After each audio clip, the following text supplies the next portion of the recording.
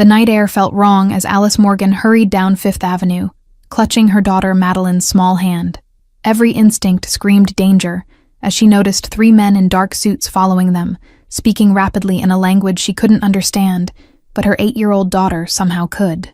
"Mommy, those men are talking about hurting someone," Madeline whispered, her blue eyes wide with fear as she tugged at her mother's coat sleeve. "They said there's a bomb in the black car with the flags on it, the one for the important man." Alice's heart hammered against her ribs as she spotted the gleaming black limousine idling ahead, American flags mounted on its hood, a distinguished man in an expensive suit approaching it. The bodyguards flanking him scanned the area with practiced precision, completely missing the threat hiding in plain sight. "Stay right here, baby," Alice instructed, crouching down to Madeline's eye level, knowing what she had to do despite every logical part of her brain screaming to walk away.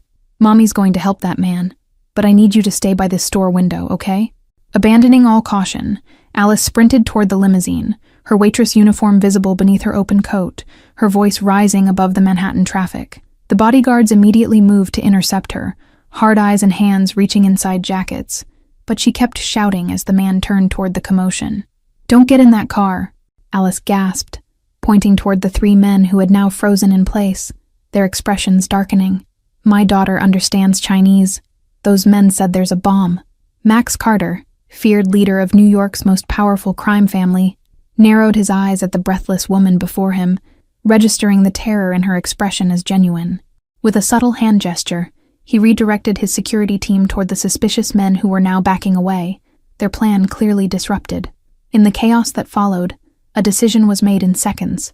Carter's lead bodyguard yanked open the limousine door, discovering the explosive device hidden beneath the seat. The timer showed less than 2 minutes remaining, its red digits counting down toward what would have been the Mafia boss's certain death. "Get everyone back," Carter commanded, his voice cutting through the pandemonium as his men cleared the area, the abandoned limousine sitting like a ticking time bomb. The woman and her daughter were whisked away by his secondary team just moments before the explosion rocked Fifth Avenue. Alice held Madeline tightly against her, shielding her daughter's eyes from the fireball that had engulfed what would have been Carter's final ride. She hadn't meant to get involved in whatever dangerous world this man belonged to. She just couldn't let someone die when she had the power to prevent it. "You saved my life," Carter stated flatly when he approached them minutes later, his piercing gaze moving between mother and daughter with calculated interest. "How does your child speak Chinese well enough to understand assassins?"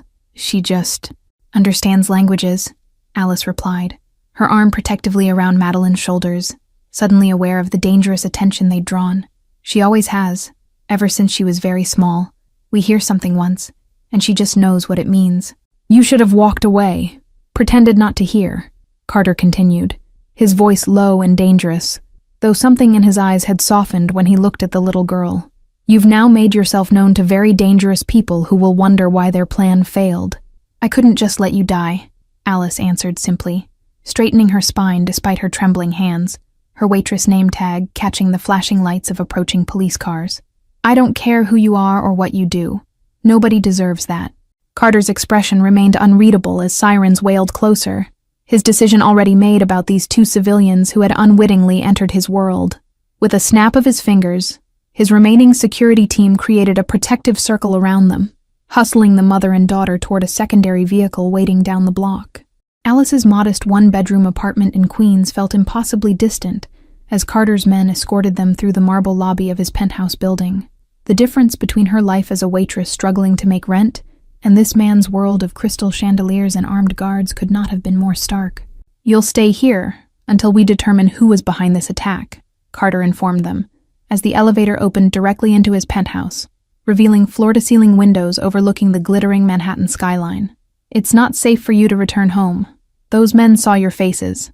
Madeline's eyes widened with wonder at the lavish surroundings, temporarily distracted from the danger as she took in the enormous aquarium spanning an entire wall, exotic fish swimming lazily through illuminated blue water. Her delight was the only bright spot in this nightmare Alice hadn't chosen but couldn't escape.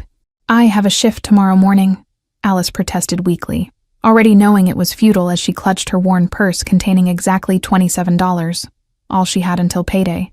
"We can't just disappear from our lives because we helped you." Carter's cold laugh held no humor as he removed his tailored jacket, revealing the shoulder holster and gun beneath that confirmed what Alice had already suspected about his profession. His eyes, calculating and intense, assessed her with unnerving precision as he poured himself a drink without offering one to her. "You're no longer working as a waitress," he stated with finality, swirling amber liquid in a crystal glass. "I've already arranged for your apartment to be packed up and your resignation to be submitted. As far as the world is concerned, you and your daughter have left New York." Alice felt her indignation rise despite her fear, stepping forward with hands clenched at her sides. "You can't just decide to upend our entire lives without our consent. We're not your property because we helped you. You became my responsibility the moment you chose to get involved," Carter replied evenly, something unreadable flickering in his eyes as he set down his glass. "Those men were Chinese triad assassins. They don't leave witnesses, especially not child witnesses who can understand their plans." Madeline had wandered to the window, her small hand pressed against the glass as she gazed at the city below, seemingly oblivious to the tension between the adults. "It looks like stars have fallen into the buildings," she murmured with childlike wonder, her innocent observation cutting through the hostility. Carter's expression softened fractionally as he observed the girl, something almost vulnerable crossing his features before the mask of control returned. He pressed a button on a sleek panel, summoning a woman who entered silently through a hidden door in the wall paneling. "This is Mrs. Reynolds," Carter explained as the elegant older woman nodded respectfully. "She'll show you to your rooms and bring whatever you need. Clothes, food, toys for your daughter. You're guests here, not prisoners, but you cannot leave for your own safety." Alice wanted to argue further, but found herself exhausted by the sheer unreality of their situation, the events of the night catching up as adrenaline faded. She simply nodded, taking Madeline's hand as they followed Mrs. Reynolds down a hallway, lined with what appeared to be original artwork worth more than Alice would earn in several lifetimes. "Why did those men want to hurt Mr. Carter?" Madeline asked once they were alone in their luxurious guest suite, her innocent question hanging heavily in the air as she climbed onto a bed larger than their entire living room at home. "Is he a bad person too?" Alice carefully considered her response, unsure herself of exactly whose world they had stumbled into, but certain it was one filled with danger and power beyond anything in their experience. "I think he's a complicated person, sweetheart, like most grown-ups. But what matters is that you helped save his life today." As moonlight streamed through the windows of their gilded cage, Alice stared at the ceiling, wondering how their act of compassion had led them into this strange new reality. Somewhere in this same building, a man whose life they had saved was making decisions about their future without their input. 3 days passed in luxurious isolation, with Carter notably absent as Alice and Madeline adjusted to their temporary home. The news reported extensively on the gas line explosion on Fifth Avenue, with no mention of assassination attempts or the Mafia boss who had been the target. "Your daughter's gift is extraordinary," Carter stated without preamble when he finally reappeared, watching as Madeline conversed fluently with his Russian housekeeper in her native language after hearing it only once. "She's what linguists would call a hyper-polyglot, but her ability goes beyond anything documented." Alice tensed protectively as Carter studied her daughter with undisguised interest, uncomfortable with his analytical gaze. "She's not a science experiment or a tool. She's just a little girl who happens to have a special ability with languages." "A little girl who saved my life," Carter corrected, his voice softening slightly as he knelt to Madeline's level, addressing her directly for the first time. "Do you know why those men wanted to hurt me, little one?" Madeline regarded him solemnly, her innocence untainted by knowledge of the criminal world he inhabited. "Because you have something they want, and they think hurting people is how to get things," she replied with a child's simple wisdom, making Carter blink in surprise. "My security team has eliminated the immediate threat," Carter informed Alice later that evening after Madeline had gone to bed, his casual mention of elimination sending chills down her spine. "But I've discovered this attack was orchestrated by someone in my own organization, someone who knows about you both." Alice's heart sank at this news, the brief hope of returning to their normal lives vanishing like smoke.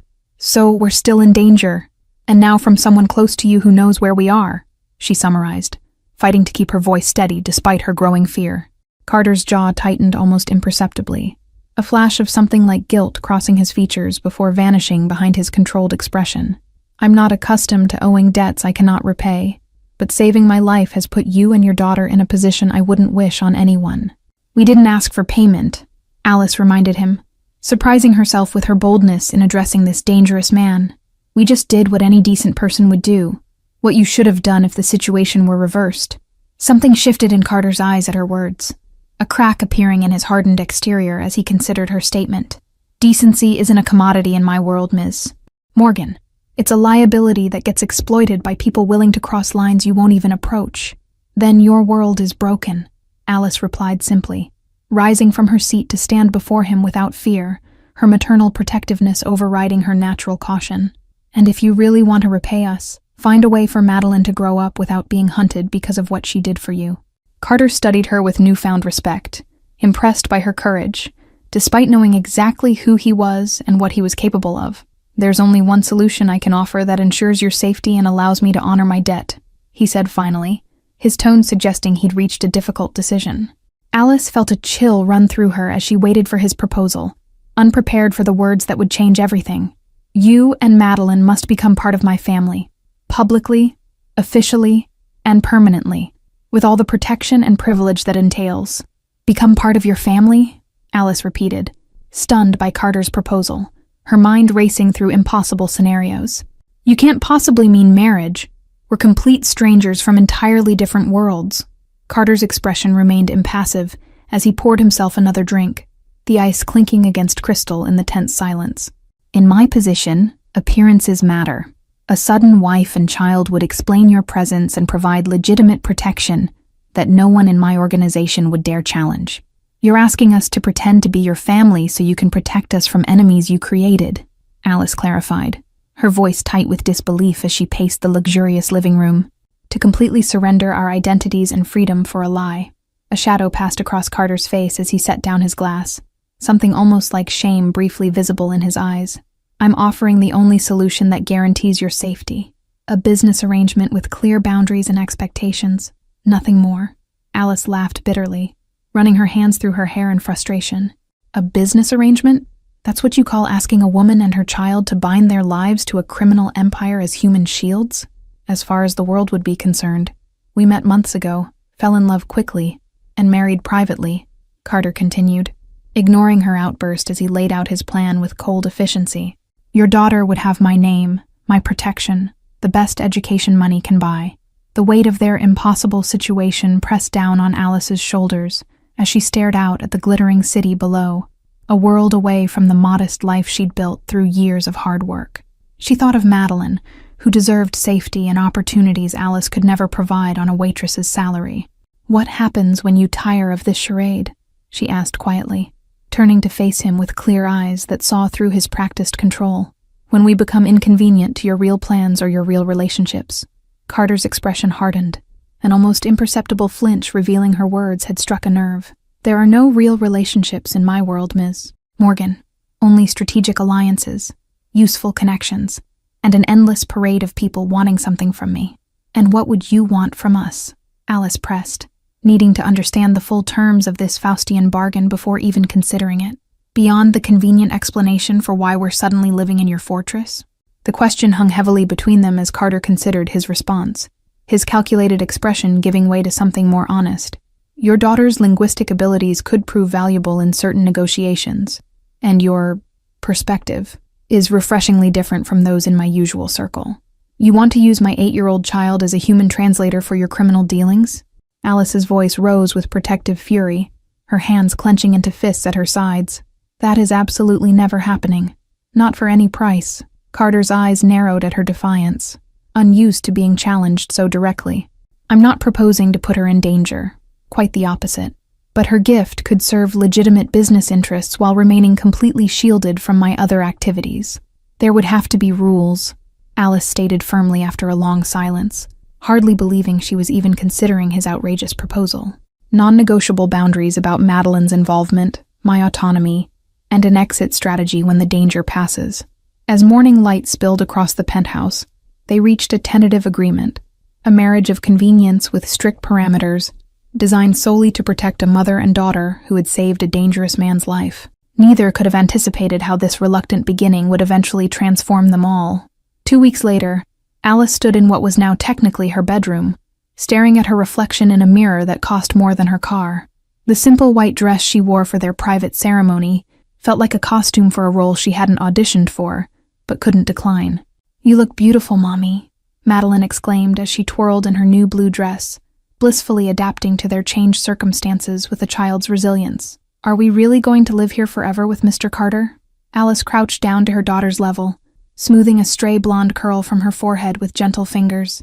"We're staying here until it's safe for us, sweetie. And remember, you'll need to call him Max now, at least when other people are around." The whirlwind fake courtship story had been carefully constructed, documents backdated, and photographs strategically created to support their narrative. Alice now possessed identification, credit cards, and legal papers claiming she'd been Mrs.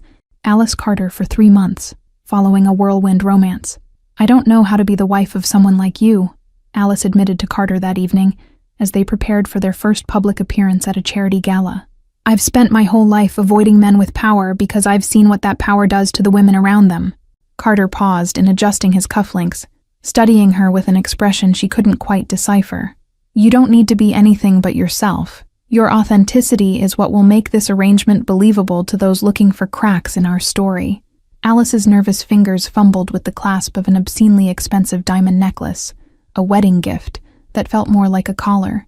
"I can't even put on jewelry that costs more than everything I've ever owned.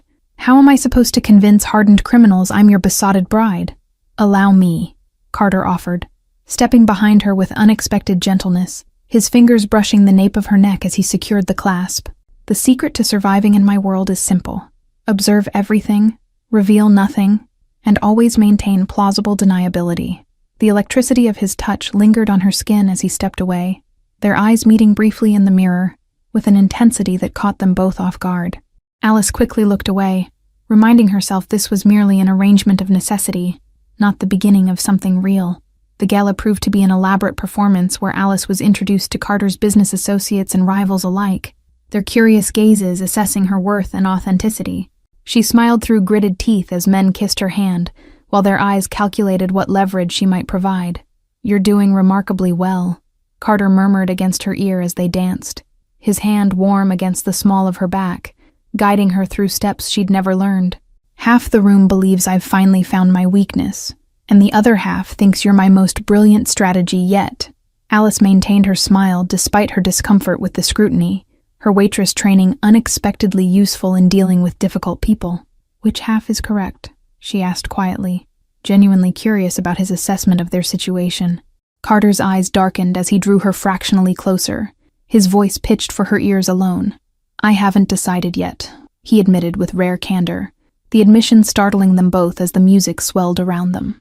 Meanwhile, back at the penthouse, Madeline formed an unlikely bond with Mrs. Reynolds, the housekeeper who had taken a genuine shine to the precocious child. They baked cookies together in the massive kitchen, the older woman delighted by Madeline's ability to follow her instructions in perfect Russian.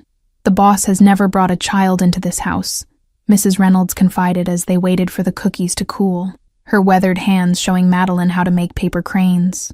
"It changes things, softens the edges of a place built for power, not comfort." Returning from the gala, Alice found Madeline asleep on the sofa, surrounded by paper cranes, a sight so normal and innocent amid their extraordinary circumstances that it brought tears to her eyes.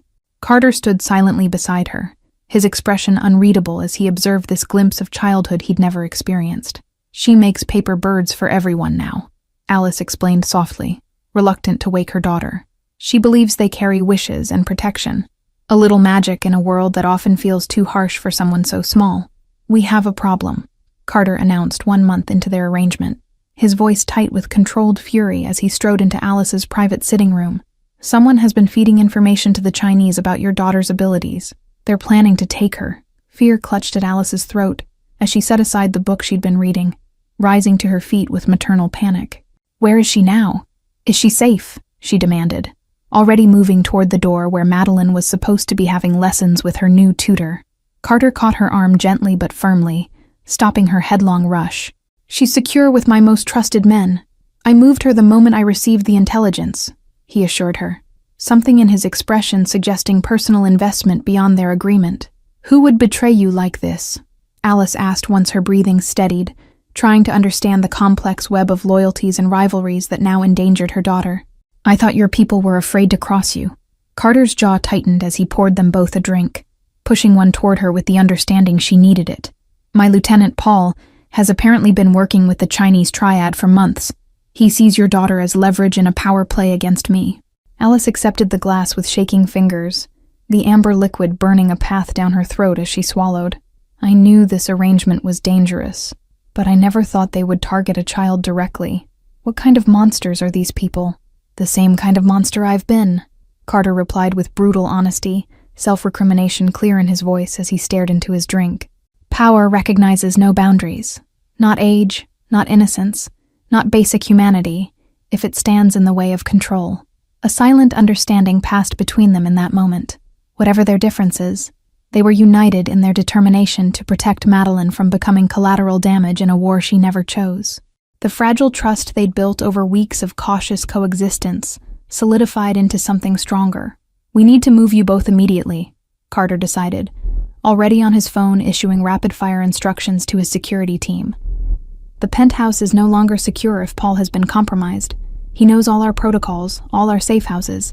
Within 30 minutes, they were being escorted through the service elevator to an armored SUV waiting in the underground garage, Madeline clutching her favorite stuffed rabbit as she blinked sleepily. The child's trust in them to keep her safe was a weight Alice felt in her very soul. Where are we going?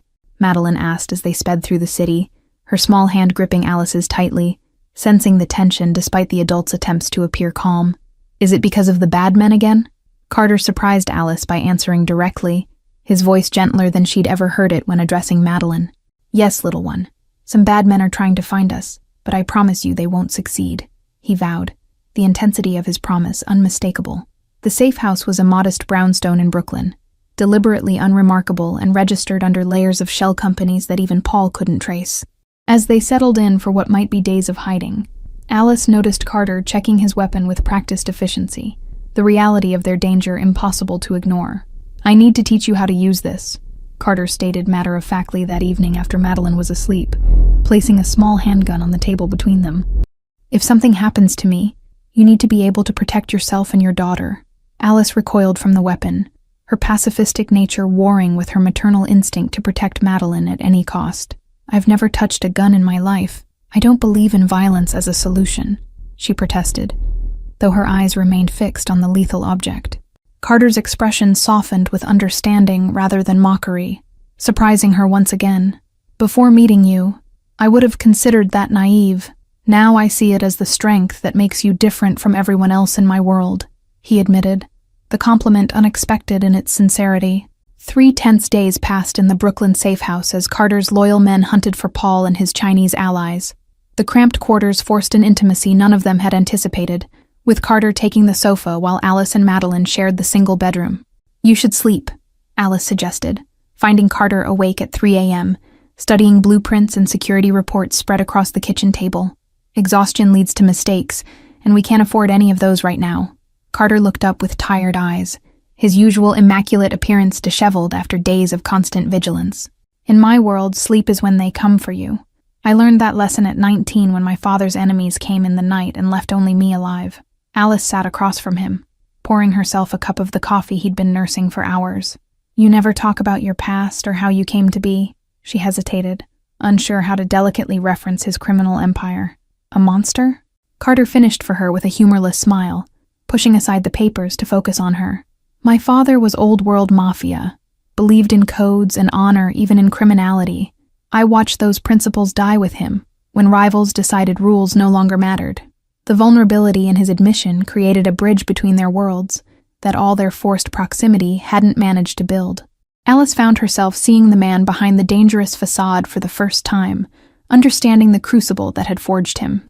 We're going to have a child, Alice blurted out suddenly, the secret she'd discovered just before the betrayal finally escaping her lips in this moment of unexpected connection. I found out the day before we had to leave the penthouse. I'm pregnant. Carter froze completely, his coffee cup halfway to his lips, an expression of genuine shock breaking through his careful control. Mine? He asked in disbelief, setting down the cup with less than his usual precision, liquid sloshing over the rim. Yes, yours, Alice confirmed quietly, watching his reaction carefully, unsure herself how she felt about this unexpected development. That night after the Brennan merger celebration, we both had too much champagne, and our arrangement became less professional. The memory hung between them, a single night of vulnerability after weeks of growing tension. both of them breaking their own rules about maintaining emotional distance. Neither had mentioned it since, pretending it had never happened despite the subtle shift in their interactions afterward. "A child changes everything," Carter finally said, his voice rough with emotion he rarely displayed. "It means this isn't temporary anymore.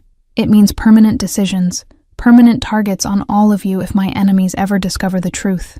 Alice placed her hand over his on the table, the first time she'd voluntarily touched him outside of their public performances.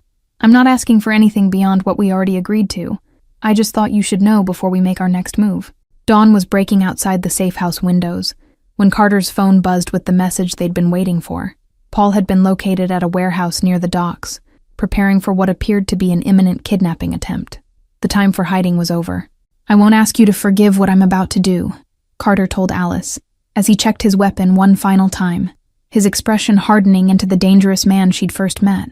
"But everything I do from this moment forward is to ensure that you, Madeline, and our unborn child never have to fear again." Alice watched him transform before her eyes, the gentle man who had discussed his past with her vanishing beneath the armor of a crime boss, preparing for war. "Just come back to us," she whispered, surprising herself with the depth of emotion behind her request. As Carter left with his most trusted men, Alice felt the weight of their complex situation settling around her like a mantle. Whatever moral qualms she'd harbored about their arrangement had evolved into something far more complicated, something that felt disturbingly like belonging. The warehouse operation had been swift and decisive, eliminating the immediate threat to their family, but leaving Carter with difficult realizations about his organization. Trust had been fundamentally broken, requiring a complete restructuring of his empire from the ground up. "I'm dismantling certain aspects of my business," Carter announced 6 weeks later as they sat in the garden of his Hamptons estate, their temporary home, while the penthouse underwent extensive security renovations. "The highest-risk operations, the ones most likely to create enemies we can't predict or control." Alice looked up from her book in surprise, studying his face for signs of deception, but finding only resolution. "What prompted this decision?" she asked cautiously, one hand resting protectively on her still flat stomach. "You did," Carter replied simply, his gaze softening as it moved from her face to her hand. "You, Madeline, and this child deserve more than a life built on constant vigilance against the next threat. You deserve some measure of normalcy, of safety." Snow began to fall gently around them, the first of the season, creating a momentary bubble of peacefulness in their chaotic lives. Madeline's delighted squeal broke the silence as she abandoned her drawing to catch snowflakes on her tongue, her innocent joy infectious. "I never wanted this life," Carter confessed quietly, watching Madeline with an expression that bordered on wistfulness. "My father's death left me little choice. It was either take control or be eliminated as a loose end. But I always told myself it was temporary." Alice reached for his hand, their fingers intertwining with an ease that would have been unimaginable months ago. "Maybe it's not too late to choose something different. Not completely legitimate, perhaps, but something that lets you sleep at night without a gun under your pillow." "I've been exploring options," Carter admitted, turning to face her fully, his expression more open than she'd ever seen it. "Legitimate businesses with strategic partners who don't ask too many questions about initial capital. Real estate, import, export, specialized security consulting." The transformation in their relationship had been gradual, but undeniable, from reluctant protector and unwilling protectee to something that increasingly resembled a true partnership. The pretense of their arrangement had developed roots in genuine respect and understanding. Madeline had flourished despite the danger, her linguistic abilities now complemented by private tutors in music and mathematics, revealing talents that would have remained undiscovered in their previous life. She spoke freely to Carter about her dreams of becoming a diplomat someday, a future he privately vowed to make possible regardless of the cost. Inside the estate's library, Carter had created a special collection of books in 12 different languages, watching with pride as Madeline effortlessly switched between them during their evening reading sessions. These quiet moments, away from business calls and security briefings, had become sacred to him, glimpses of the childhood he never experienced. Alice discovered unexpected strength within herself, no longer the frightened waitress, but a woman who challenged Carter's decisions when necessary and supported him through the difficult dismantling of his criminal enterprises. Her natural empathy balanced his strategic mind, creating a formidable partnership that his business associates had quickly learned to respect. The three of them had begun taking Sunday drives through the countryside, Moments of normalcy that felt both foreign and precious to Carter, who had never allowed himself such vulnerability before. During these excursions, the heavily armed security detail following at a discreet distance was the only reminder of the world they were trying to leave behind. "There's something I need to ask you," Carter said suddenly, dropping to one knee in the gathering snow, pulling a small velvet box from his pocket. "Something I should have asked months ago, before all the paperwork and pretense." Alice's heart hammered against her ribs as she stared at him in disbelief. The man kneeling before her barely recognizable as the cold crime boss who had once calculated her value as a strategic asset. "What are you doing?" she whispered, her voice catching. "Asking the woman I've grown to love if she would consider making our arrangement real, not for protection or appearances, but because I can no longer imagine a life without you and Madeline in it," Carter stated, opening the box to reveal a ring far more tasteful and personal than the ostentatious diamond she'd worn for show. Tears blurred Alice's vision as she processed his words, the genuine vulnerability in his expression more valuable than any jewelry. "You do realize I've already legally been Mrs. Carter for months?" she teased gently, buying time as her heart caught up with events. "On paper? Yes," Carter acknowledged with a smile that transformed his usually stern features. "But I'm asking for something paper can't capture. I'm asking if you'll build a life with me, a real one, with all the complications and compromises that entails." Madeline watched from a few feet away, snowflakes gathering in her blonde hair, her eyes wide with understanding beyond her years. "Say yes, Mommy," she encouraged with childlike directness. "He makes the nightmares go away and teaches me words in Italian when you're sleeping." The simple observation from her daughter, the secret kindnesses Carter had shown when no one was watching, expecting nothing in return, was what finally broke through Alice's remaining reservations. With hands that no longer trembled in his presence, she reached for the man kneeling before her. "Yes," Alice whispered, watching joy transform his face as she slipped the ring onto her finger, replacing the showy symbol of their arrangement with this token of something genuine. "But on one condition. Our child grows up knowing only this version of you, not the man I first met." Spring arrived with new beginnings as Alice's pregnancy progressed, and Carter's business transformation took shape. The penthouse that had once felt like a gilded prison now became a true home, filled with Madeline's laughter and preparations for the baby, due in summer. "The nursery is finished," Carter announced proudly, leading Alice with her eyes closed into the room that had once been his home office. "Mrs. Reynolds and I worked on it while you were at your doctor's appointment yesterday." Alice gasped as she opened her eyes to find a fairy tale forest painted on the walls, complete with twinkling lights embedded in the ceiling to mimic stars.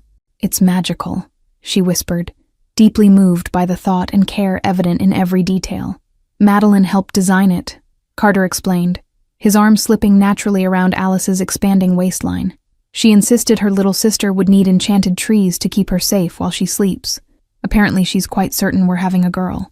The former crime boss who once calculated every interaction for strategic advantage now spent evenings helping Madeline with homework and discussing baby names with Alice. The transformation in him was so complete that his remaining business associates barely recognized the man they'd once feared. "I finalized the last property transfer today," Carter mentioned one evening as they prepared dinner together, a domestic routine that had become precious to them both. "Everything is legitimate now, still profitable, still powerful, but nothing that puts us at risk." Alice paused in chopping vegetables, setting down her knife to face him fully. "Are you satisfied with the change, truly? Do you miss the power you had before?" she asked directly, needing to know if resentment lurked beneath his apparent contentment. Carter considered her question with the honesty that had become the foundation of their relationship. "I miss the adrenaline sometimes, the rush of absolute control," he admitted, "but it's nothing compared to what I've gained. A family worth protecting the right way." Their conversation was interrupted by the sharp ring of the doorbell, an unexpected sound that immediately put Carter on alert despite months of peace. Old habits died hard as he motioned for Alice to stay in the kitchen while he checked the security monitor. "It's Paul's wife," Carter said in disbelief, his expression darkening at the mention of his former lieutenant, who had died in the warehouse operation. "She's alone and looks desperate." Against his better judgment, Carter allowed the woman entry, keeping Alice and Madeline safely distant as security thoroughly checked her for weapons or devices. Her tear-streaked face and haunted eyes spoke of months of hardship since her husband's betrayal and death. "They're coming for you again," she warned, clutching a USB drive in trembling fingers. "The Chinese, they've regrouped with new leadership, and they know about your baby. They think your children are the ultimate leverage against you." The warning triggered immediate security protocols, but unlike months before, Carter remained calm and methodical. "Thank you for the risk you took in coming here," he told the woman with unexpected compassion, providing her with resources to disappear safely. As their security team implemented protective measures, Alice felt the first sharp contraction grip her abdomen, a gasp escaping her lips as she realized the stress had triggered early labor. "The baby," she managed through gritted teeth. "She's coming now." What followed was a chaotic dance of preparations. Medical staff rushed to their penthouse as escape routes were simultaneously secured. Carter refused to leave Alice's side despite the tactical disadvantage, his priorities now unquestionably clear. "I need you to be strong," Carter whispered against Alice's hair as another contraction seized her, his calm presence anchoring her through the pain.